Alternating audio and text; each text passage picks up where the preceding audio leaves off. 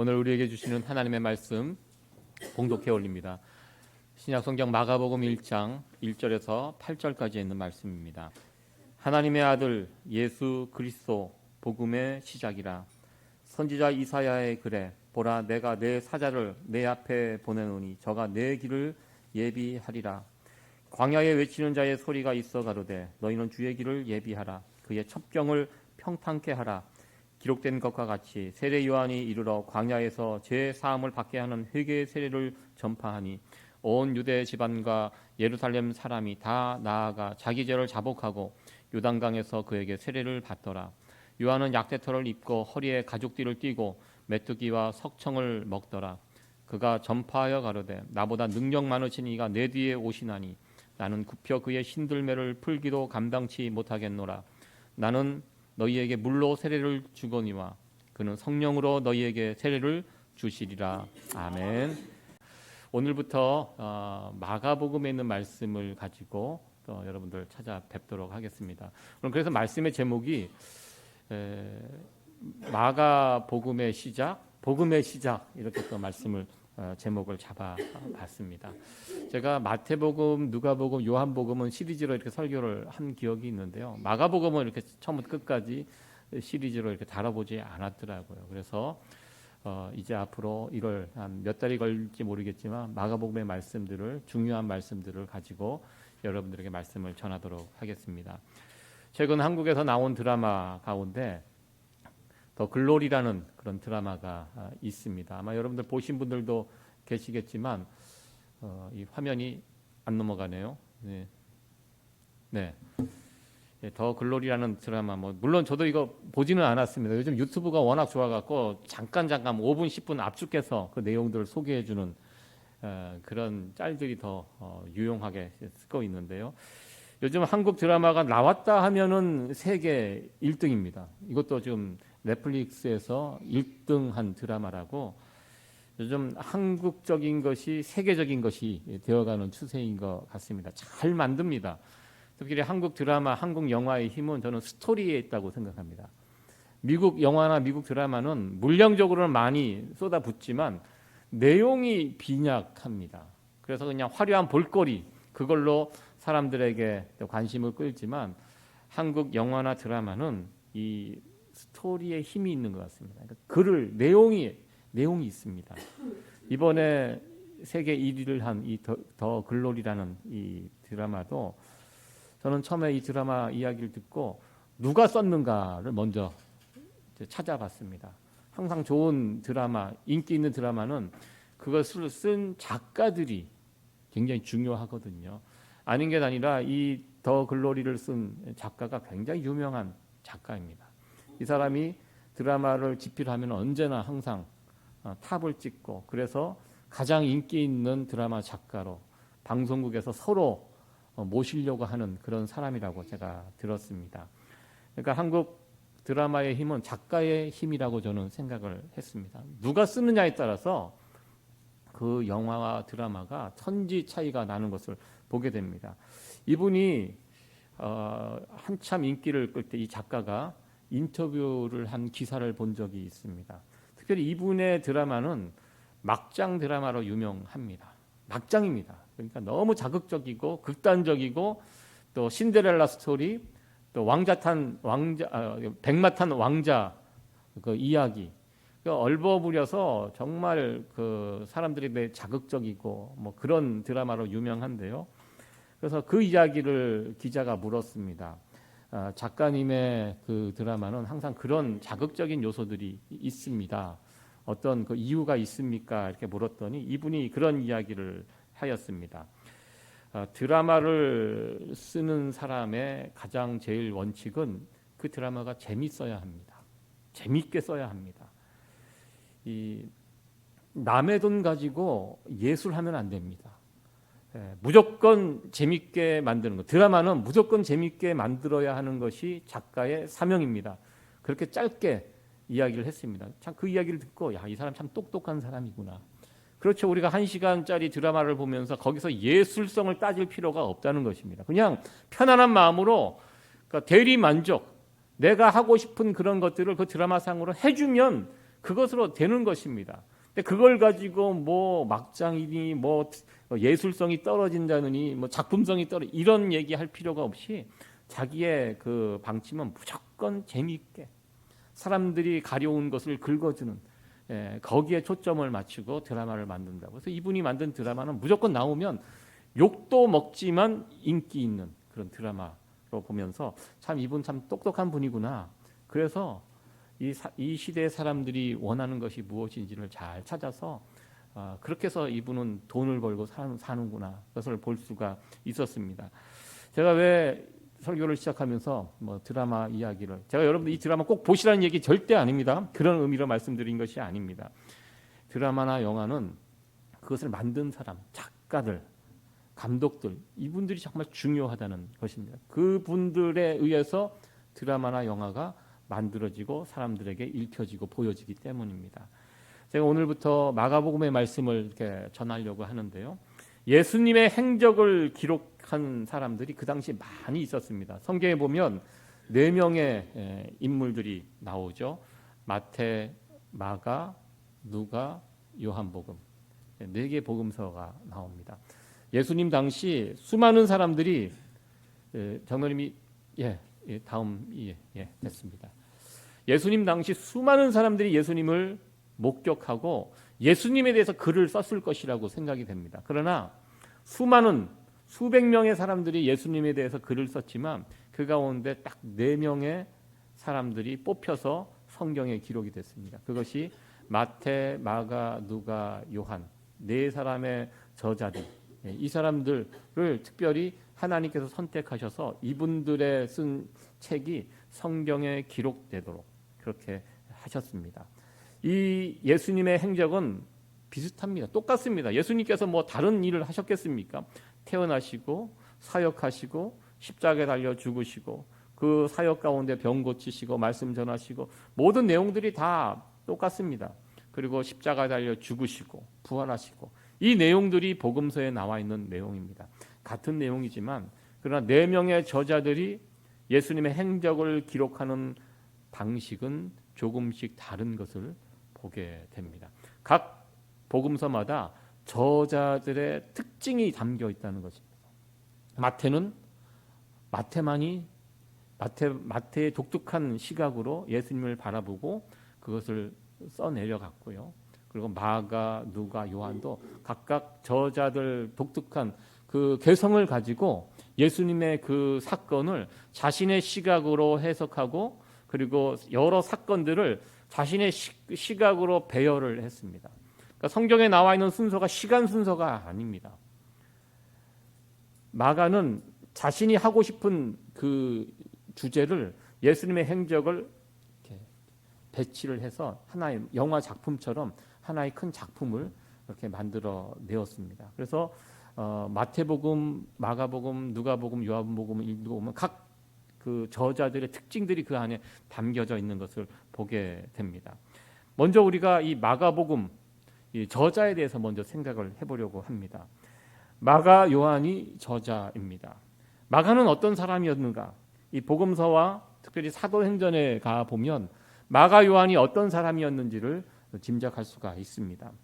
마가 요한은 그의 어머니 마리아, 예수님 가까이에서 예수님을 모시고 특별히 마가 요한의 집은 부유한 집안이었습니다. 그래서 예수님과 제자들이 쉴 때 음식을 먹을 때 항상 자기 집을 오픈해서 한두 명이 아니지 않습니까? 예수님을 따라다녔던 제자들이 하나의 어떻게 보면 무리들이었거든요. 그 큰 무리들이 그 집에 들어가서 먹고 잔다는 것이 이게 여간 큰 일이 아닙니다. 그 일을 마가 요한의 집에서 했고요. 나중에 사도행전에 보면 성령 강림이 어느 집에서 일어납니까? 마가 요한의 다락방에서 일어나게 됩니다. 그러니까 집을 오픈해서 예수님을 섬겼고 주의 성도들을 섬겼던 그 집에 마가 요한이 어떻게 보면 부잣집 그 자식으로 그렇게 우리가 이해할 수가 있습니다. 사도행전에 가보면 마가 요한은 사도 바울과 함께 선교 여행을 떠났던 사람으로 또 소개가 됩니다. 그리고 마가 요한 때문에 바나바와 사도 바울이 다투게 됩니다. 그러니까 이 마가 요한이 부잣집 도련님 그 출신이기 때문에 처음 사도 바울을 쫓아서 선교 여행을 간 다음에 아마 아주 힘들었던 것 같습니다. 곱게만 자랐던 마가 요한이 선교 여행이 얼마나 힘든 그 여행길입니까? 배 타고 편하게 다니는 뭐 크루즈 여행이 아니지 않습니까? 사도 바울 같이 걸어서 강을 건너고 바다를 건너고 그리고 들판 뭐 강도의 위협도 매를 맞기도 하고 이 험한 꼴을 당하다 보니까 마가 요한이 이 사도 바울과 다니면서 마가 요한이 제대로 적응을 못한 것 같습니다. 그래서 사도 바울이 다음부터는 너 따라오지 마. 너 집에 있어. 아마 그랬던 것 같습니다. 그럴 때 바나바가 친척이거든요. 그래도 마가 요한이 이 교회 리더가 될 사람인데 키우자. 데리고 다니면서 어떻게 그래도 키우자. 지금은 좀 저러지만 자꾸 데려가면서 교육시키고 훈련받고 경험이 쌓이면 달라질 것이다. 이 바나바의 생각이었습니다. 근데 사도 바울은 안 된다고 했습니다. 같이 못 간다. 선교 여행 하는데 지난번은 갔다 와서 얼마나 이 마가 요한 때문에 힘이 들었는데 절대로 데려가지 못한다. 그래갖고 바나바와 사도 바울이 큰 다툼이 일어나고 그리고 결국 갈라지는 그 갈라지는데 결정적인 역할을 했던 사람이 바로 마가 요한이었습니다. 그리고 사도 바울과 바나바가 뿔뿔이 이제 흩어져서 각기 자기의 길을 가게 되었는데요.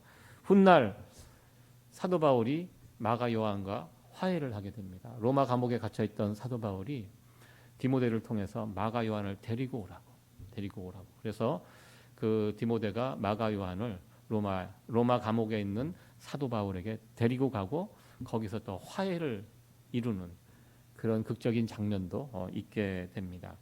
그리고 마가 요한은 특별히 베드로와 친했던 것 같습니다. 베드로는 이 마가 요한을 가리켜 자신의 아들이라고 소개할 정도로 부를 정도로 베드로와 마가 요한의 관계가 아주 돈독했던 것을 보게 됩니다. 그래서 마가복음 안에 보면 베드로의 모습이 많이 그려지고 있고요.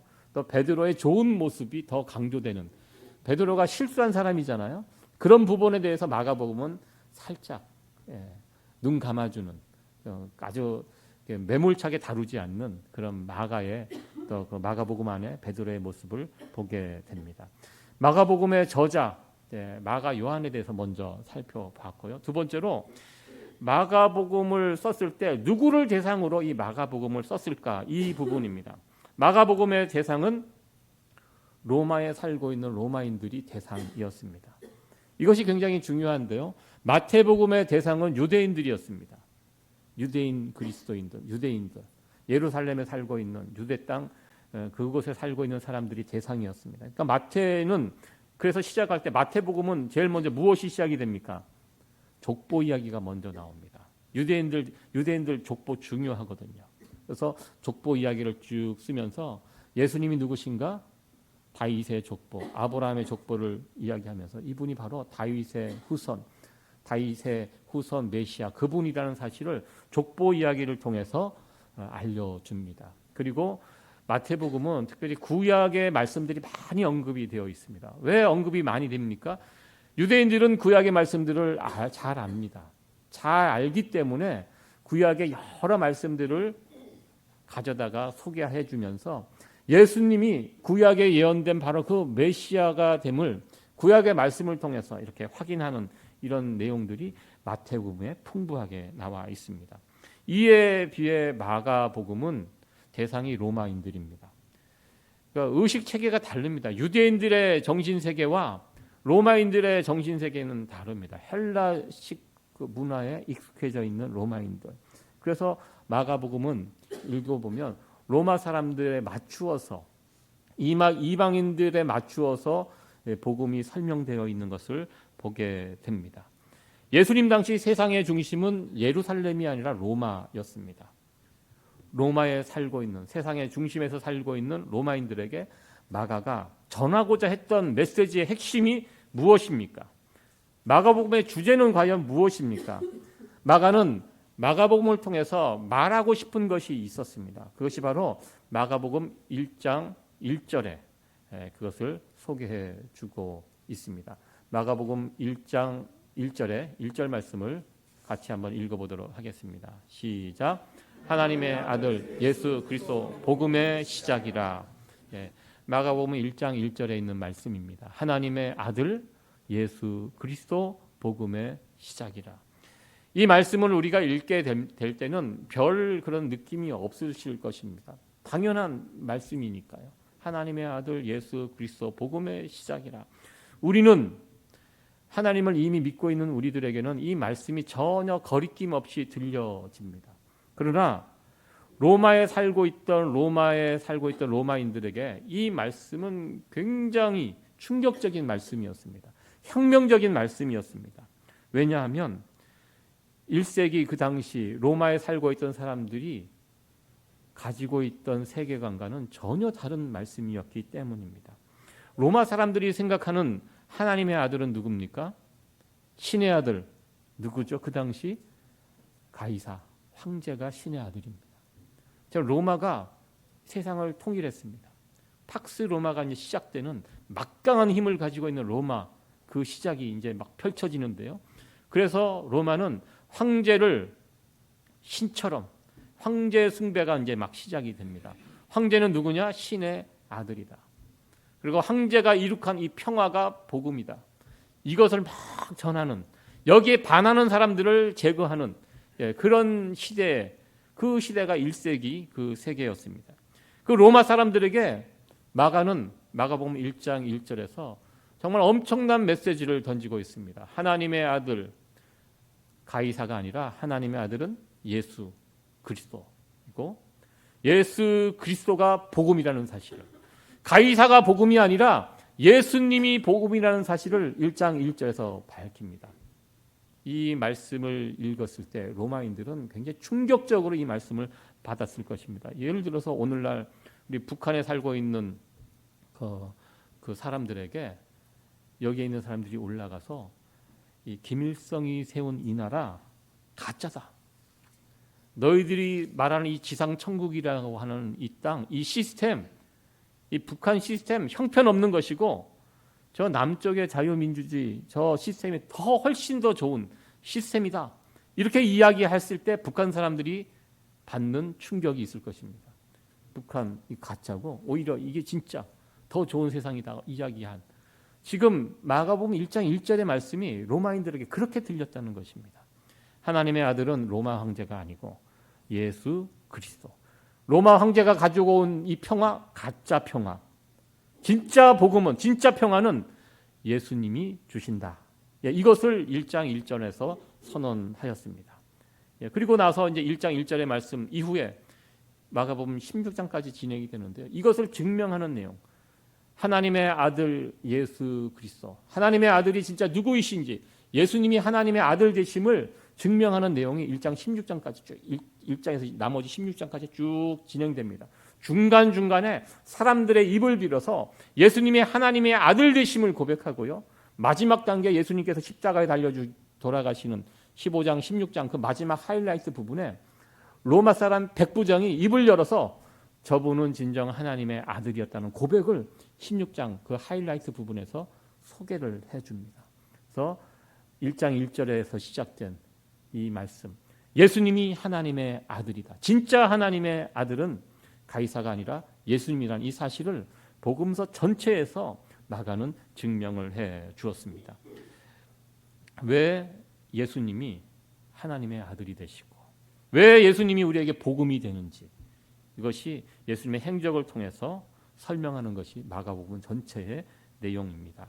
요한복음 21장 31절에 보면 요한이 요한복음을 기록한 목적이 여기에 나와 있습니다.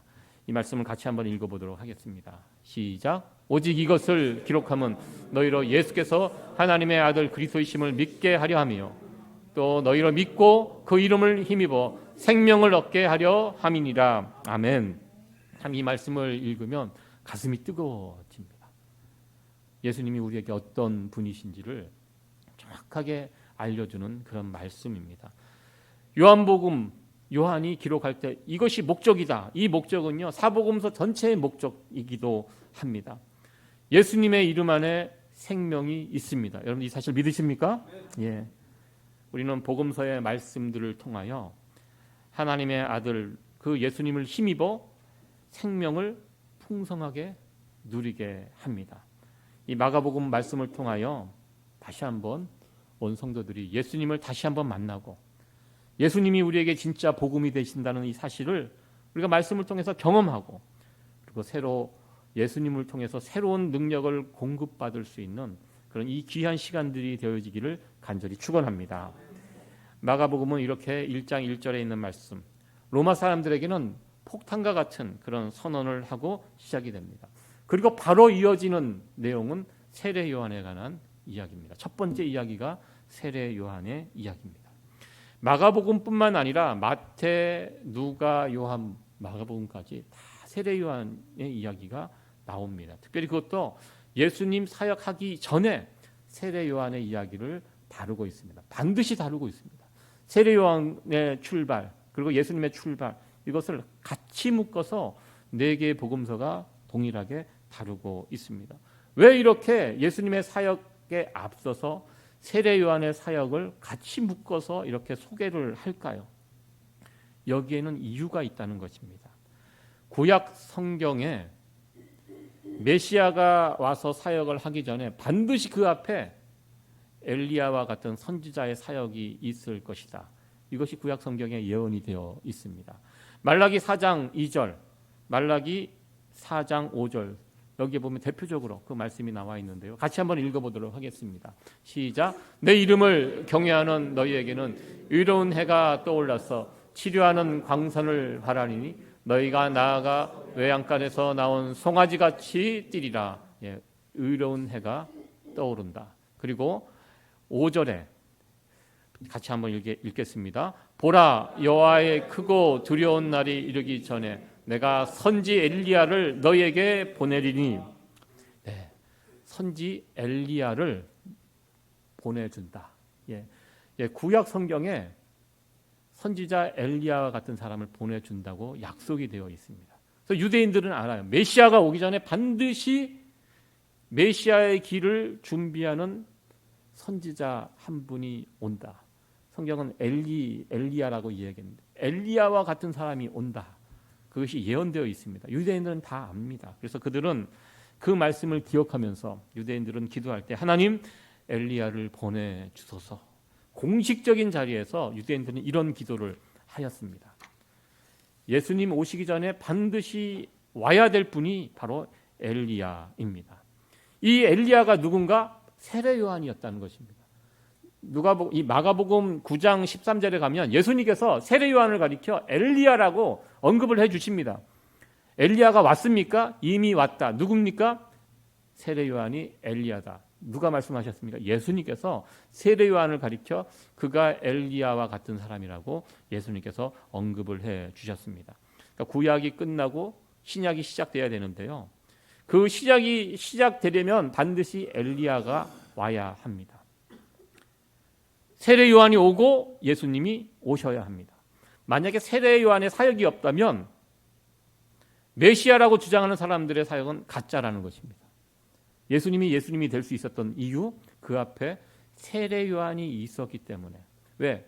구약 성경에 예언된 엘리야가 오셨기 때문에. 그 세례 요한의 모습을 통해서 우리는 예수님이 진짜 메시아였다는 사실을 다시 확인하게 됩니다. 그래서 마태, 마가, 누가, 요한은 예수님 사역 앞에 반드시 세례 요한의 사역을 소개해 줍니다. 이걸 통해서 예수님이 진짜 메시아가 되심을, 구약 성경에 예언된 바로 그 메시아가 우리 예수님이 되심을 이 세례 요한의 사역을 통해서 증명을 하였습니다. 그러면서 세례 요한이 누군지를 마가는 설명을 해주는데요. 구약 성경에 있는 말씀을 인용해서 설명을 하고 있습니다. 그것이 2절과 3절에 있는 말씀인데요. 다시 한번 읽어보도록 하겠습니다. 시작. 선지자 그래 내가 내 사자를 내 앞에 보내노니 저가 내 길을 예비하리라. 광야에 외치는 자의 소리가 있어 가로되 너희는 주의 길을 예비하라. 그의 첩경을 평탄케 하라. 기록된 것과 같이. 아멘.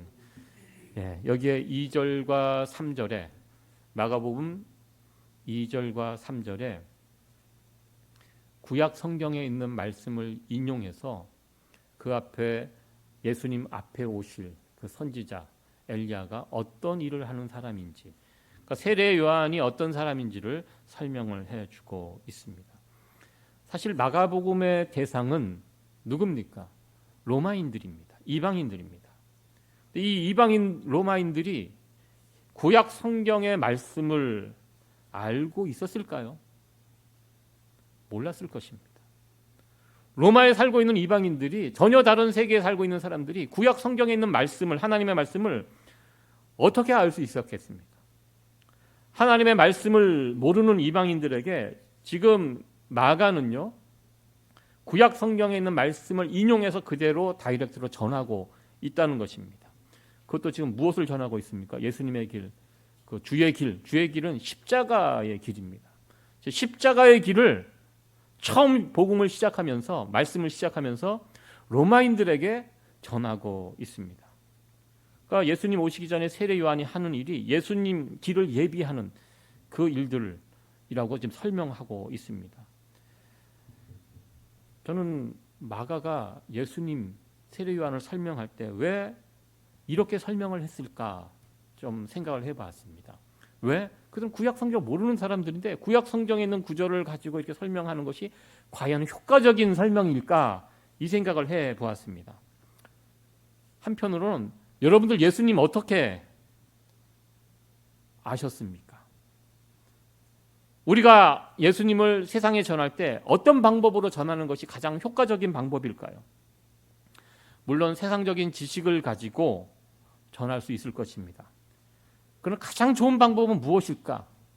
저는 가장 좋은 방법은 하나님 말씀을 가지고 전하는 방법이 가장 좋은 방법이라고 저는 생각해 보았습니다. 왜? 우리가 예수님을 어떻게 알게 되었습니까?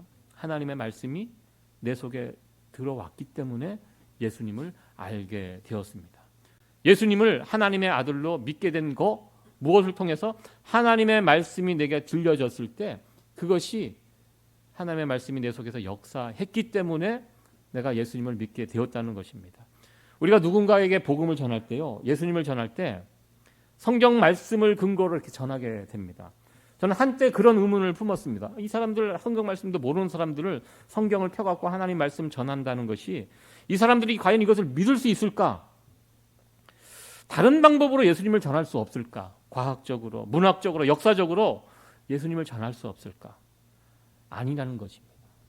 가장 좋은 방법은요, 성경에 나와 있는 예수님을 그대로 전하는 방법이 가장 좋은 방법입니다.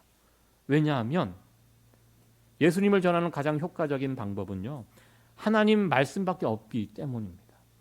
하나님의 말씀이 들려질 때 그 말씀에 능력이 있기 때문입니다. 내가 전하는, 내가 지어낸 말씀이 능력이 없습니다. 아무리 이야기를 잘해도 그런 잘한 말에 그냥 그칩니다. 그러나 어느래도 하나님의 말씀을 들고 전할 때 나에게 능력이 있는 것이 아니라 내가 전하는 하나님의 말씀에 능력이 있기 때문에 그 말씀이 들려질 때 그 말씀을 들은 사람들에게 이 성령의 역사가 일어나게 된다는 것입니다. 마가는 이것을 알고 있었습니다. 저 하나님 말씀 모르는 저들에게 구약의 말씀들을 인용해서 과연 이것이 효과적일까? 효과적이라는 것입니다. 그들에게 하나님의 말씀을 전할 때 이 전해진 하나님의 말씀에 능력이 있기 때문에 성령 하나님께서 그 말씀을 듣는 자들을 깨우치시고 돌이키시고 그것을 믿게 하시는 능력이 하나님의 말씀에 있다는 것을 마가가 알았기 때문에 처음 대하는 로마 사람들에게도 구약에 나와 있는 하나님의 말씀을 다이렉트로 전하는 이 마가의 모습을 보게 됩니다. 여러분들 어디 가서 전도하실 때요, 당당하게 성경 말씀 피시고 말씀을 전하세요. 괜찮습니다. 이거보다 더 효과적인 방법 없습니다. 왜? 하나님의 말씀의 능력이 여기에 있습니다. 내 말에 있지 않습니다. 내가 그 말씀을 피고 전할 때 하나님께서 그 말씀에 능력이 있게 하셔서 그 사람의 마음을 무너뜨리고 그 말씀이 들려지게 하시는 것, 이거 성령 하나님께서 하시는 일이라는 것입니다. 마가복음 1장 시작하고 바로 2장 3장에 구약 성경의 말씀을 다이렉트로 전하는 이 마가의 의도가 여기에 있다는 것입니다. 이 말씀을 듣는 로마 사람들, 예, 무슨 말씀인지 모르겠지만 이 말씀의 능력이기 때문에 이 말씀이 그들 속에서 역사할 것이다. 이 믿음을 가지고 마가는 2장 2절 3절에 구약의 말씀을 인용하여 설명을 하였습니다. 그리고 오늘 본문 마지막에는 세례 요한이 어떤 사역을 하게 될지 이 설명이 쭉 나와 있습니다. 세례 요한이 예수님에 대해서 설명하는 부분의 핵심은 이것입니다. 나는 예수님에 비해서 아무것도 아니다. 엘리야 선지자 어떻게 생각하면 대단히 큰 사람입니다. 사람들이 막 존경하고 따르고 막 그랬습니다. 그럴 때 자신에게 몰려드는 사람들에게 예수님을 설명할 때 예수님이 어떤 분인가? 나는 예수님하고 자신을 자꾸 비교하는데 나는 정말 예수님 앞에서 아무것도 아닌 존재. 예수님이 훨씬 크신 분이다. 훨씬 좋은 분이다. 그러니까 너희들은 예수님을 따라야 한다. 예수님을 따를 때 얻게 되는 것이 나를 따를 때 얻게 되는 것보다 훨씬 더 엄청나다는 것을 이 세례 요한은 예수님을 대해서 설명할 때 이런 태도, 이런 자세로 나갔습니다. 그러니까 이 세례 요한의 사역은요, 예수님을 드러내는데 아주 여기에 초점이 맞춰 있는 것을 보게 됩니다. 그러면서 세례 요한이 예수님과 자신의 사역을 비교하면서 비유했던 것이 이 신들매, 신발끈 이야기입니다. 신발끈. 널 자꾸 나를 쫓아오는데 너 나를 쫓아오지 말고 이제 곧 오실 예수님을 쫓아야 된다. 그 이유를 신발끈 비유로 설명을 합니다. 유대 사회에서는요, 랍비와 제자들이 있으면, 스승과 제자가 있으면 제자들이 스승을 위해서 모든 것을 다 한다고 합니다. 섬기고 밥을 차려주고 청소하고 빨래하고 모든 것을 제자들이 스승을 위해서, 랍비를 위해서 다 섬겨주는데요. 랍비 선생이 제자에게 딱 한 가지 하지 말라는 것이 있습니다. 그것이 신발끈 매지 말라고, 신발에는 손대지 말라고. 그 이유는 이 신발은 저 천한 너희들이 하는 것이 아니라 저 천한 종들이 하는 일이다. 종들이 신발에 손을 대는 거지 너희들은 신발에 손대면 안 된다. 예. 그 이야기를, 그 문화를 빗대어서 세례 요한이 설명합니다. 자신은 예수님의 신발끈도 손대지 못할 그런 자라고, 예수님과 비교하면. 이게 무슨 얘기입니까? 예수님과 세례 요한의 그 사이가 어떤 사이냐면 스승과 제사 사이도 아니라는 것입니다. 스승과 종의 관계도 아니라는 것입니다. 종들이 신발에 손을 대거든요. 자기는 예수님 앞에서는 예수님을 섬기는 종만도 못한 그런 존재라는 사실을 이 신들매 이야기를 통해서 사람들에게 밝혔습니다. 그러니까 이 이야기를, 세례 요한의 이 설명을 들었던 그 사람들이 어떤 느낌이었을까요? 여러분들, 세례 요한이 만만한 사람이 아닙니다. 구약 말라기가 끝나고 신약 시대가 시작될 때까지 수백 년이 흘렀습니다. 사람들은 하나님이 보내주시겠다고 약속하신 메시아도 기다렸지만 그 앞에 나타나는 엘리야 선지자도 기다렸습니다. 그리고 사람들은 마음속으로 생각합니다. 저분이 엘리야 선지자구나. 왜? 그분은 속세를 떠나서 광야에서 살면서 메뚜기와 석정을 먹고 가죽옷을 특별하거든요. 그래서 사람들이 세례 요한을 두려워했습니다. 회개의 메시지를 외칠 때마다 그 앞에 머리를 숙였습니다. 그리고 세례 요한에게 찾아 나와서 물로 세례를 받았습니다. 세례를 받았던 사람들 가운데 유대 유명한 종교 지도자들도 세례 요한을 찾아왔습니다. 세례 요한의 권위 앞에 머리를 다 숙였습니다. 세례 요한이 굉장히 그 당시 인기 있고요, 굉장히 수준 높은 사람으로 그렇게 사람들이 믿고 있었는데요. 그런데 세례 요한은 자기 자신을 한없이 낮추고 나는 아무것도 아니고 내 뒤에 오신 이가 정말 엄청난 분이 오신다. 너희들은 그분을 따르라. 이렇게 세례 요한은 모든 사역의 초점을 예수님을 드러내는 그 일들에 쏟아부었다는 것을 우리는 보게 됩니다. 예수님이 어떤 분인가? 세례 요한이 베푼 물세례도 굉장히 은혜가 됩니다. 물세례 받고 많은 사람들이 감격하고 하나님께 돌아가고 물세례의 역사가 있었습니다. 그런데 세례 요한이 베푼 물세례도 굉장히 은혜로운데 이제 세례 요한 다음에 오시는 그분이 베푸시는 세례, 이 성령 세례는 얼마나 은혜가 될 것인가. 이 설명을 이 세례 요한이 하는 말을 듣고 사람들이 이제 바라보게 됩니다. 그렇다면 세례 요한이 저렇게 얘기하는데 그렇다면 진짜 예수님, 메시아 예수님, 그분은 과연 어떤 분인가? 그분이 우리에게 가져다 주시는 은혜는 또 얼마나 클까? 그러면서 많은 사람들이 이제 초점이 예수님에게로 옮겨가게 되었다는 것입니다.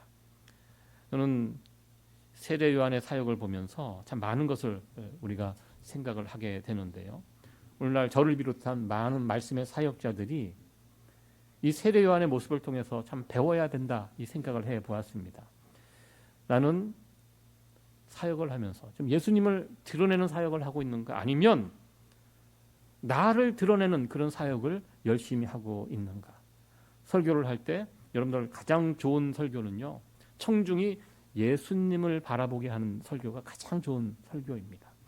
그런 면에서 나쁜 설교는요, 설교를 하면 할수록 설교자를 바라보고 설교자를 추앙하게 만드는 설교는 이건 나쁜 설교라고 저는 생각합니다.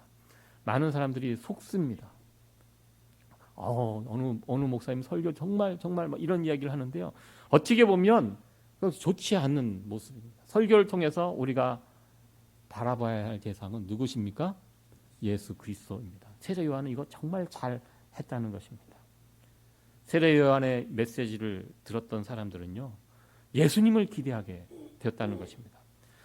세례 요한이 베푼 이 물 세례도 참 은혜가 되었는데 예수님께서 오셔서 성령 세례를 주신다고 하는데 그 성령 세례를 받으면 얼마나 은혜가 될 것인가. 이거 생각하니까요, 세례 요한을 만난 사람들은 그 다음에 무엇을 생각하게 됩니까? 예수님 생각하게 됩니다. 예수님 어서 오시옵소서. 예수님 오셔서 나에게 성령으로 충만케 하여 주시옵소서. 세례 요한을 만나고 온 사람들은 바로 여기로 이제 나가게 된다는 것입니다. 우리가 지금 주일날 이렇게 나와서 예배를 드리고 있습니다. 이 예배 속에서 우리가 기다려야 할 분이 누구십니까? 예수님이십니다. 오늘도 교회 나오시면서 오늘 목회자가 어떤 메시지를 선포해서 나에게 은혜를 끼칠 것인가. 저도 물론 설교를 열심히 준비해서 여러분들에게 말씀을 전합니다. 그러나 제가 여러분들에게 줄 수 있는 최대한의 은혜는 물세례 정도입니다. 여러분들 물세례도 무시하면 안 됩니다. 물세례도 귀합니다. 이걸 통해서 사람들이 돌이키기도 하고요, 하나님의 은혜를 맛봅니다. 그러나 세례 요한의 고백이 맞는 고백입니다. 제가 할 수 있는 그 은혜의 그 최대치는 물세례입니다. 그러나 예수님은 성령으로 세례를 주시는 분이십니다. 예배 시간에 참여하시면서 성령으로 세례를 주시는 예수님을 바라보며 나갈 수 있는 성도 여러분들 되어지기를 간절히 축원합니다. 예배 자리에 나오실 때마다 날마다 우리가 기다리고 사모하실 분은 예수 그리스도이십니다. 예수님 오늘도 이 자리에 찾아오셔서 예수님 우리에게 은혜를 부어 주시옵소서. 예수님 우리를 새롭게 하여 주시옵소서. 예수님 우리를 성령으로 충만케 하여 주시옵소서. 이런 간절한 기도와 소망을 가지고 여러분들 예배에 참여하시기 바랍니다. 마가는 1장 1절에서 8절에 이 말씀을 우리에게 전해주고 있습니다. 새로운 시대가 시작이 되었다는 것입니다. 이제 물 세례 여기에 만족하지 말고 이제 성령으로 세례 주시는 예수 그리스도 새로운 시대가 열렸다. 이제 새로운 시대를 우리가 다 살아가고 있습니다. 새로운 시대를 살아가는 우리들 예수님을 통하여 매 시간 예배 시간 예수님을 사모하면서 예수님께서 주시는 귀한 성령의 은혜와 성령의 세례가 우리 예배 가운데 날마다 풍성하게 일어나게 되기를 간절히 축원합니다. 아멘.